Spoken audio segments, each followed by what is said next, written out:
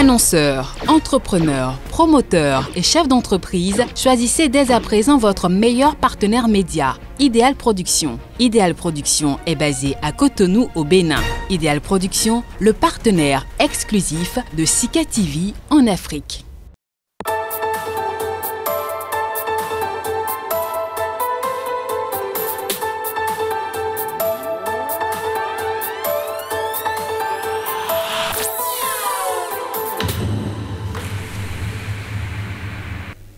Mesdames, Messieurs, bonjour. C'est tout un plaisir pour moi de vous retrouver sur cet entretien du jour. L'eau et l'électricité, parlons-en. Leur importance n'est certainement plus à expliquer. Dans notre pays, on s'emploie à les rendre disponibles là où elles ne le sont pas. Mais ce n'est pas gratuit, on est d'accord. Des factures sont adressées par les structures compétentes et c'est parfois ou souvent salé pour les consommateurs. Bonjour les grogne et encore les litiges, parce que les mécontentements ne sont pas seulement dus à des questions de facture. Comment comprendre ces conflits qui sont enregistrés de plus en plus? Robert Akromessi de l'association La Voix des consommateurs est encore avec nous. Bonjour Monsieur Akromessi. Bonjour Saturne. Quand on parle eau, électricité, qu'on parle litige, c'est vrai que l'eau est un conducteur d'électricité et que les deux ne font pas souvent bon ménage. Mais en matière de litige, les consommateurs s'entendent à propos. Oui, c'est... Vous savez, puisque vous en parlez, l'électricité, on ne peut pas s'en passer. Et d'ailleurs, le 8e droit du consommateur, ça fait partie des services sociaux de base et tout le monde devrait pouvoir en jouir. Et quand on dit que tout le monde devrait pouvoir en jouir, en disposer, ça veut dire que le coût doit être accessible, la facturation doit être au juste prix, à la juste consommation, pour que les ménages les plus fragiles, les plus vulnérables, ne soient pas empêchés de consommer ces produits-là. Quand on parle de ces grognes que vous enregistrez au niveau des associations de consommateurs, on aurait cru que ce sont des litiges ou des grognes qu'on enregistre spécifiquement sous les tropiques et qu'ailleurs on est relativement à l'aise. Ce n'est pas pour que les fournisseurs de ces services sociaux de base pensent que c'est un bon justif pour eux pour continuer ces abus, mais c'est vrai que c'est un problème général, global. C'est à croire que ces opérateurs économiques, ces sociétés qui fournissent l'électricité et l'eau, en réalité n'ont pas cure de l'importance que revêtent ces denrées pour le consommateur. C'est presque dans tous les pays des situations qui se ressemblent à divers degrés. S'il faut dire qu'en Occident, la conscience prend beaucoup plus en compte la réclamation à travers la notion de redevabilité, ce n'est pas forcément le cas chez nous. Et les dysfonctionnements sont monstres et nombreux. Parlons-en des dysfonctionnements. Quels sont-ils?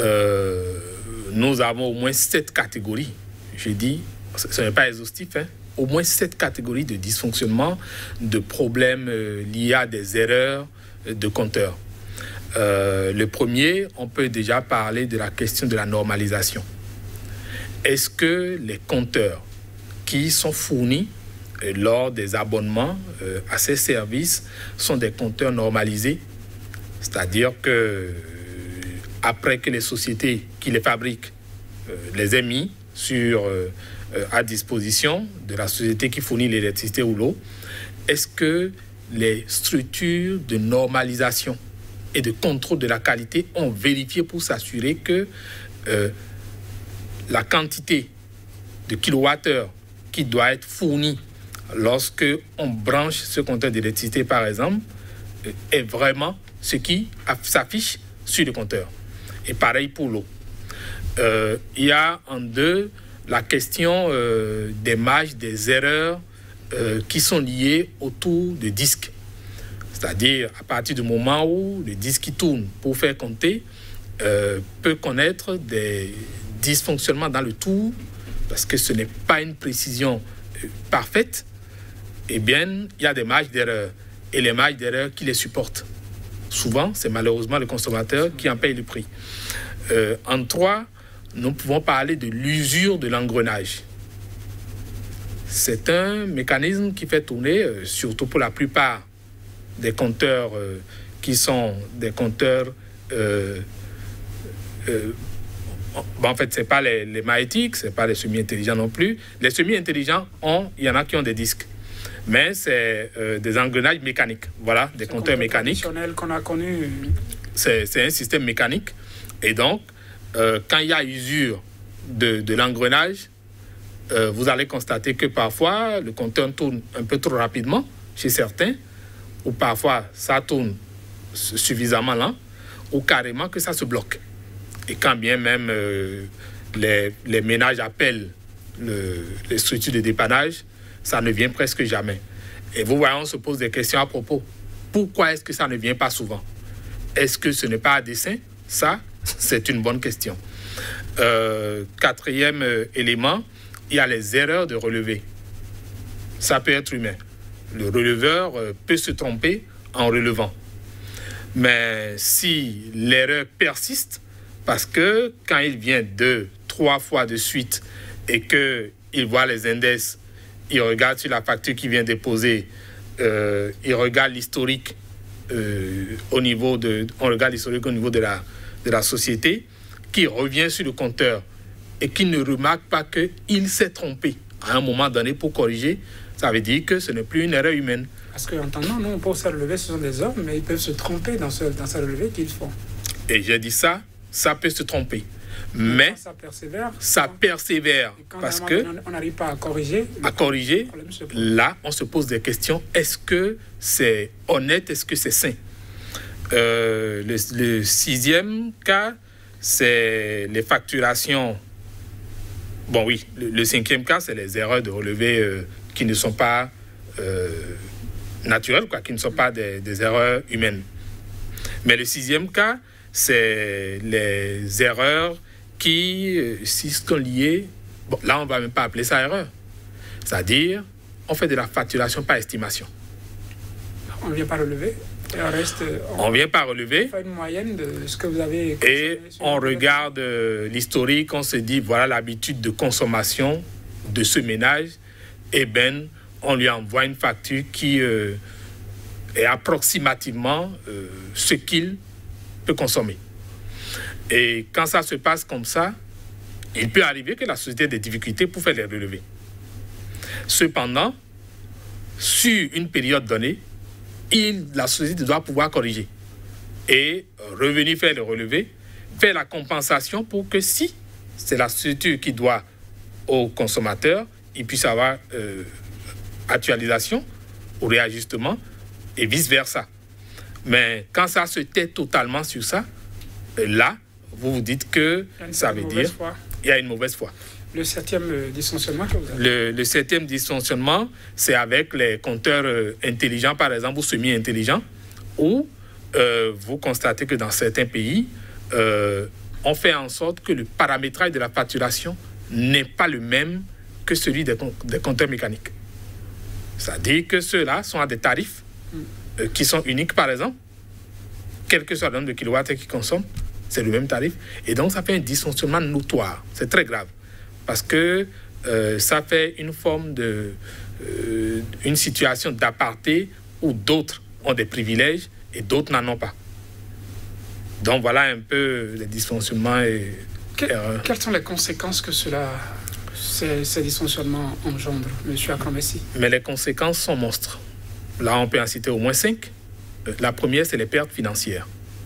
Parce que lorsque le consommateur est tenu de payer pour des factures de consommation dont il n'a pas joui, vous êtes d'accord avec moi qu'il n'a pas prévu ses dépenses, il est obligé de surpayer et ça fait de la surfacturation en fait. Est-ce que dans ce cas, il n'est pas recommandé, on viendra à ce que vous allez proposer aux consommateurs, est-ce qu'il n'est pas recommandé aux consommateurs quand vous recevez des factures, allez vérifier votre index pour voir si c'est conforme à ce qui est affiché? Il y a de quoi faire du calcul derrière les factures souvent.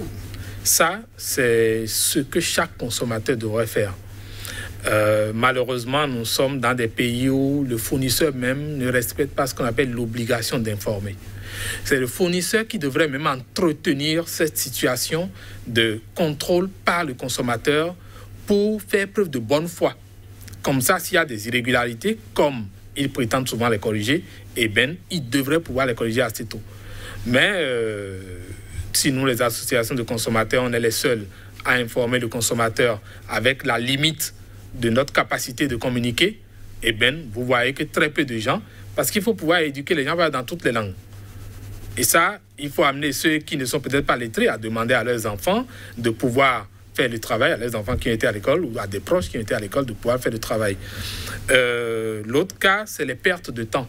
Lorsque cette situation de litige arrive, eh bien, vous vous retrouvez dans des situations où, à travers les différents, là, vous perdez du temps à courir après ça, vous perdez de l'énergie, vous êtes amené à dépenser de l'argent maintenant qui est prévu pour d'autres lignes budgétaires pour ce qui n'était pas prévu, c'est-à-dire pour l'électricité.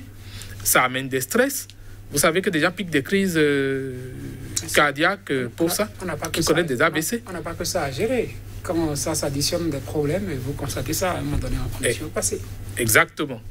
Et donc, voilà un peu les différentes conséquences qu'on peut... Maintenant, qu'est-ce qu'il faut proposer en tant qu'association de consommateurs? La première chose, c'est déjà que les consommateurs ne commencent pas à veiller à l'index.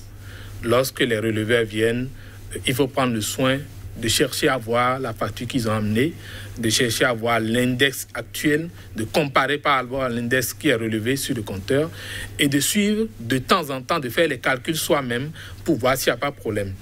La deuxième chose, c'est de demander aujourd'hui, bon, ça s'enseigne, hein, même déjà au collège, à calculer par exemple la puissance des appareils que vous avez. C'est très simple, vous regardez derrière chaque appareil, au niveau où c'est stické, les caractéristiques, et vous allez voir la puissance de l'appareil. Ça peut être 5 watts, ça peut être 25 watts, ainsi de suite. Et vous additionnez les différents appareils que vous avez, les différents équipements électroniques et électriques que vous avez, et ça vous permet de connaître la puissance. Quand vous connaissez la puissance, la consommation se calcule en kilowattheure. Et donc, si la puissance est en kilowatts, fois le nombre d'heures, vous avez le type de consommation que vous avez. Et ça vous permet de suivre maintenant pour voir, après un certain nombre d'heures d'usage, qu'est-ce que le compteur vous présente. Si vous commencez par noter trop de différences, ça veut dire qu'il y a un problème au niveau de la consommation de votre compteur. Il faudra signaler. Il faudra signaler. Il faut aussi que les autorités de normalisation du contrôle de la qualité aillent de temps en temps contrôler ces équipements que sont les compteurs pour s'assurer que leur fonctionnement est optimal. Parce que quand vous avez des compteurs qui font par exemple 20 ans, parfois 30 ans, vous êtes d'accord qu'aucun équipement, les équipements là, un équipement électronique, c'est au plus 5 ans. Alors quand c'est mécanique simplement, ça peut faire 10 ans. On paie souvent des frais d'entretien pour ça. Exactement, on paie des frais d'entretien et pourtant, même la société ne s'assure pas que ces compteurs-là sont dans un bon état de fonctionnement. Quand vous les appelez, ils ne viennent pas. Et donc, là, il faut que le consommateur, en définitive, utilise la notion de la redevabilité. Ils nous fournissent des services, nous payons pour le service, c'est des services sociaux de base, nous devons réclamer pour nous assurer que le service est de qualité, l'information est disponible et que le coût auquel nous vend le service est le coût juste. Robert Acron-Bessy, président de l'association La Voix des consommateurs, merci d'avoir situé nos téléspectateurs sur ces litiges, ces dysfonctionnements, les conséquences et l'attitude à avoir face à ces différents tableaux qu'on a eu à peindre dans ce numéro de l'entretien du jour qui s'achève ici. Mesdames, Messieurs, merci de nous avoir suivis.